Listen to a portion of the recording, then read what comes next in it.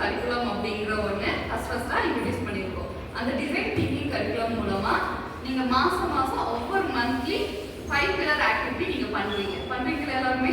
அந்த 5 பில்லர் ஆக்டிவிட்டியில் என்னெல்லாம் இருக்குது?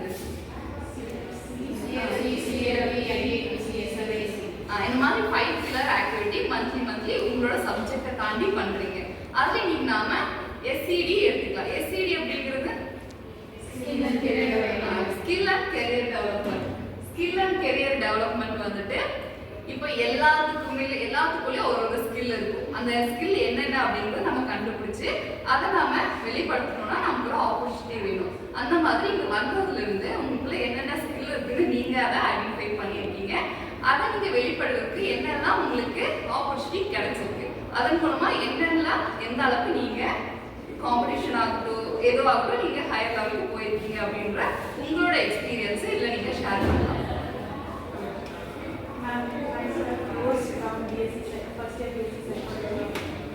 My skill is that I'm able to communicate, I'm able to talk well, and I did really a lot of work here since I came to this college. Like I was able to recently I was acting for an award ceremony.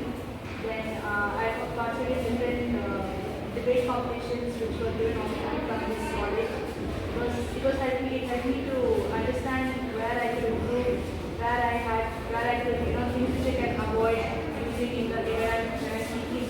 So it helped me in certain areas like that. I was able to improve myself. I was able to understand the value of speaking from this competition that I attended. Okay, இந்த மாதிரி இந்த காலேஜ்ல நீங்க என்னெல்லாம் இந்த anchoring ஆகட்டும் இதெல்லாம் participate பண்ணிருக்கீங்க?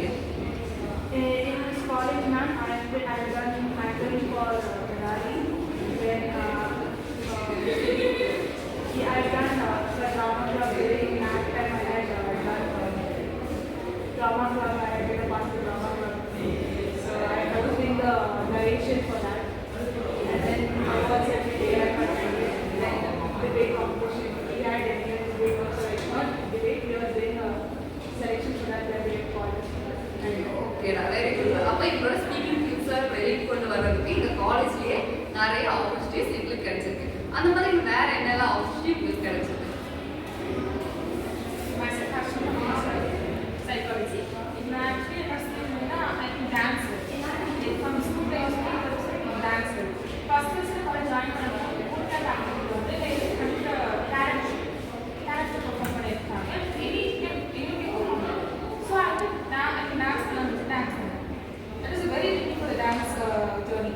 அப்போ தான் வந்து டான்ஸ்ல மூலமா லைஃப் சொல்லுவாங்க. I increase myself in dance group. Audition கொடுத்தாங்க, அவங்கள கான்டாக்ட் பண்ணாங்க. அப்போ ஷட்டில் பண்ணேன். ஜாயின் பண்ணி டான்ஸ் குரூப். அப்போ ஜாயின் பண்ணி இந்த 1 year ஃபுல்லாக வந்து வெளியே காம்படிஷன் இருக்கணும், கல்ச்சரல் இருக்கணும், இது குரூப்பாக இருக்கணும், சோலோ இண்டிவிஜுவல் இதெல்லாம் ஸ்டார்ட் பண்ணி I got something like 10 certificates நினைக்கிறேன். 10 certificate வாங்கி I can give good points in the SPSC pillar.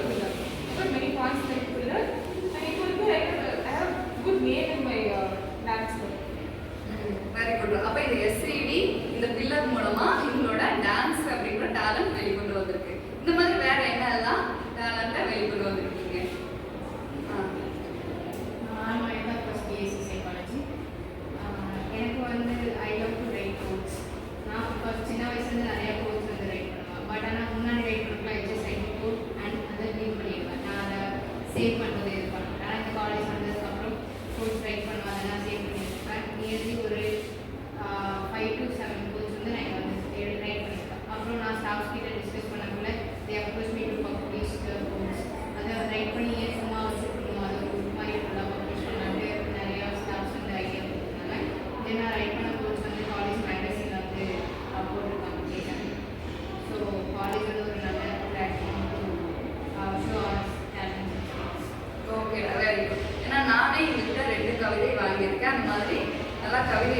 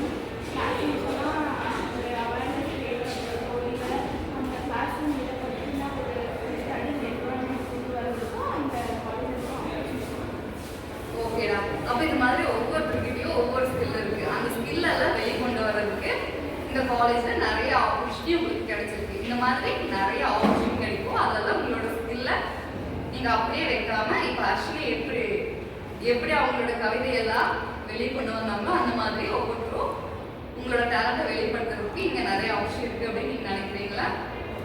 ஓகேடா, தேங்க்யூ.